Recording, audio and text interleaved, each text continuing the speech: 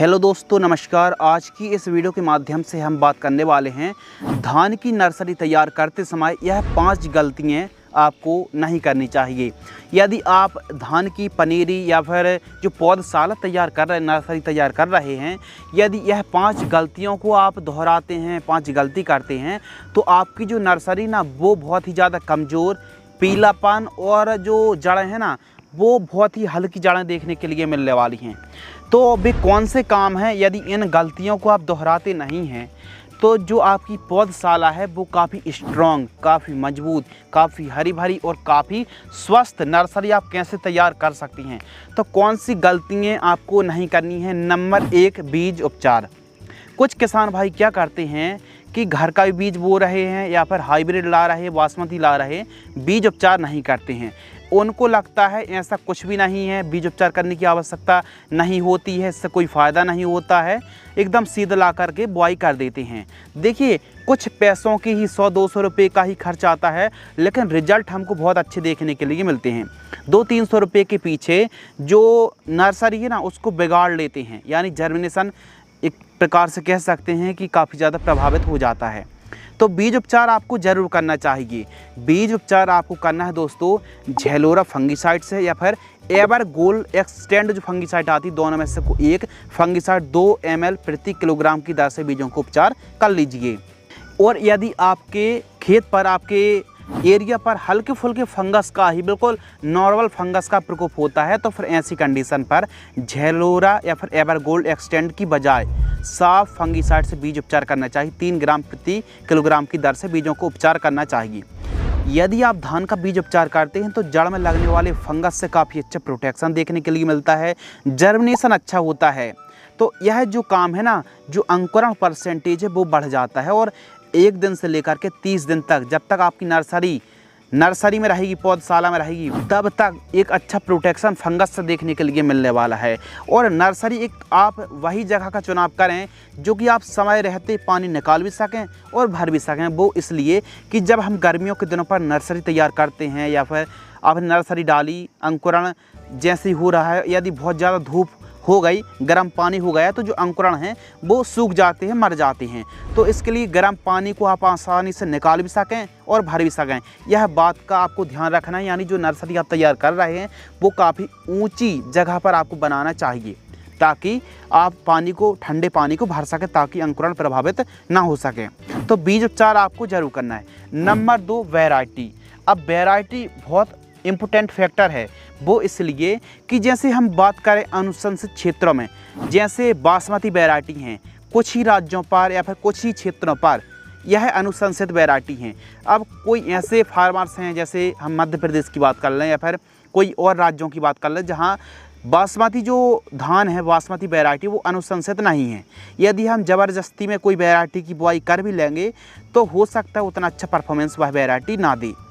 तो इसके लिए जो आपके एरिया में अनुशंसित वैरायटी हैं, जो वैरायटी अच्छा उत्पादन दे रही हैं, उन्हीं वैरायटी को लगाएं। और यदि आप कोई नई वैरायटी में आप चाहत रखते हैं बुआई करने के लिए, तो फिर आधा एकड़, 1 एकड़ में बुआई करके देख लीजिए।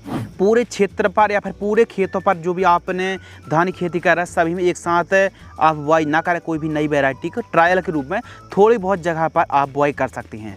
लेकिन जैसे हम पूसा बासमती 17-18 की बात करें, यह ऑलराउंडर वैरायटी है और बासमती में यह सभी जगह पर अच्छा उत्पादन दे सकती है। और यदि आपके एरिया पर बासमती धान यदि आप लगा नहीं रहे हैं, अनुशंसित नहीं है, तो फिर हाइब्रिड धान की वैरायटी को आप लगा सकते हैं। तो वैरायटी क्षेत्र के हिसाब से, मिट्टी के हिसाब से बेस्ट वैरायटी का चुनाव करना चाहिए। इसके अलावा देखिए, बासमती धान की आप बुआई कर रहे हैं तो जो सिंचाई है, बरसात यदि नहीं हुई तो फिर टाइम ज़्यादा लेती है। तो फिर यदि हल्की बरसात होती है आपके एरिया में, तो फिर बासमती धान को ना लगाकर आप परमल धान या फिर हाइब्रिड धान की बुआई आपको करनी चाहिए, यदि आपके पास सिंचाई के साधन कम है या फिर हल्की बरसात होती है। तो वैरायटी बहुत ही इम्पोर्टेंट फैक्टर है, क्षेत्र के हिसाब से वैरायटी का चुनाव आपको करना चाहिए। नंबर 3, नर्सरी में स्प्रे।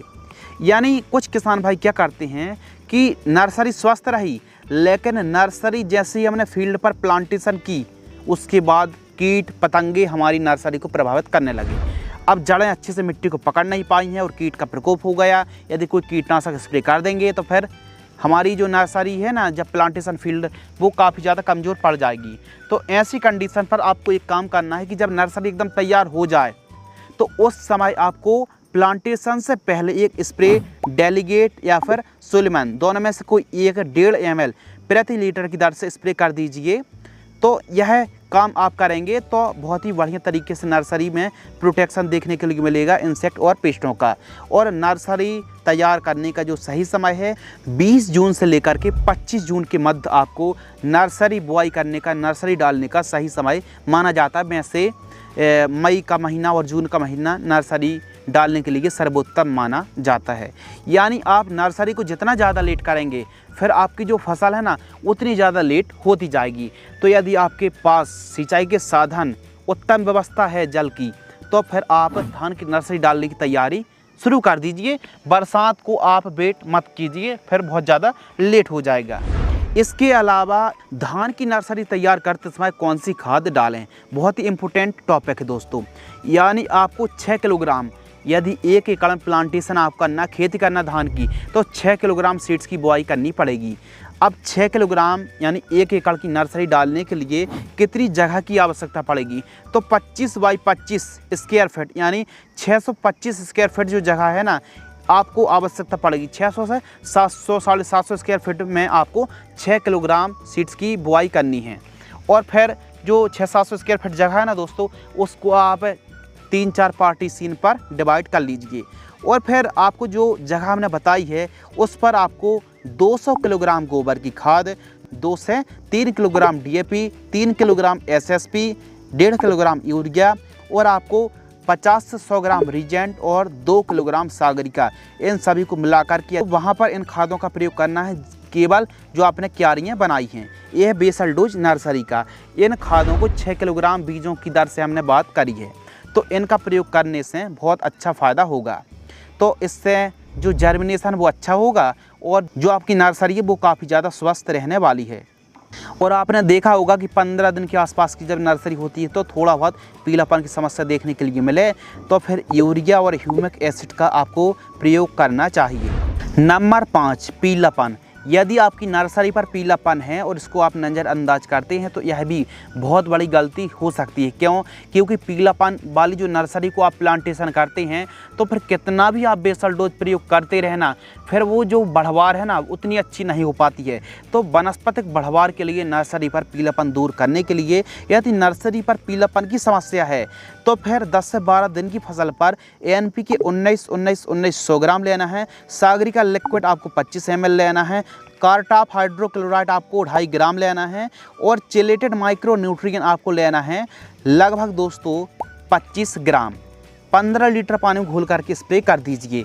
यदि यह 5 काम और जो गलतियां आप करती हैं ना, यह 5 काम ना करके जो गलतियां करती हैं आपकी नर्सरी काफ़ी ज़्यादा प्रभावित हो जाती है। तो यदि यह काम दोस्तों आप करते हैं तो आपकी जो नर्सरी है वो काफ़ी ज़्यादा हरी भरी के साथ साथ बढ़वार अच्छी देखने के लिए मिलेगी। और जो चाल है, जो जड़ें हैं, जो रेशेदार जड़ें हैं वो काफ़ी ज़्यादा आपकी सॉफ्ट नर्सरी, हरी भरी नर्सरी, स्वस्थ नर्सरी आप इस प्रकार तैयार कर सकते हैं। इसी प्रकार धान की फसल से संबंधित जो भी अपडेट्स हैं इस चैनल पर इस प्रकार वीडियो आती रहती हैं। वीडियो को लाइक करके चैनल को सब्सक्राइब कर लीजिए। धन्यवाद।